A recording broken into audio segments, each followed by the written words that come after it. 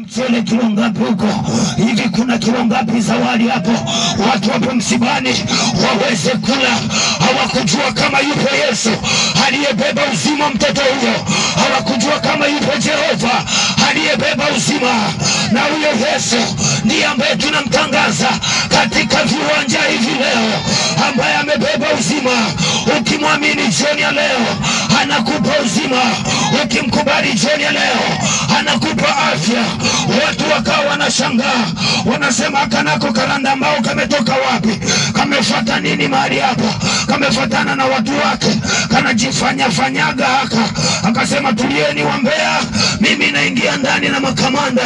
Uzima wa huyu kijana ninao mimi. Nataka nikuambie, unawezekana unatembea lakini umekufa. Uzima wako upo kwa Yesu. Mwamini Yesu jioni ya leo akupe uzima wa kweli. Haleluya. Bwana Yesu asifiwe.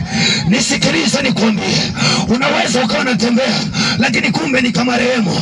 Unaweza ukawa unatembea lakini kumbe ni kipofu. Unaweza ukawa unatembea lakini kumbe umeparalyze. Unaweza ukawa unatembea lakini kumbe haushaishi wangu wa zamani.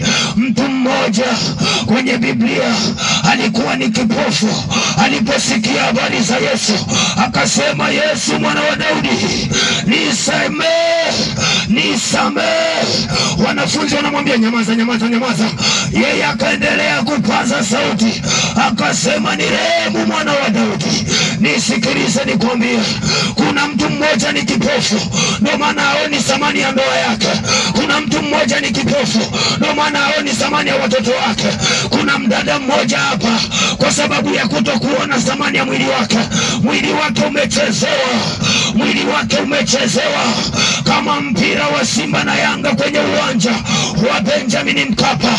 Nataka nikuambie, hujawa na macho ya kuona. Mwamini Yesu Kristo jioni leo akupe uzima. Haleluya. Simama mahali ulipo. Baba ameongea sana, mengine tutaendelea kesho.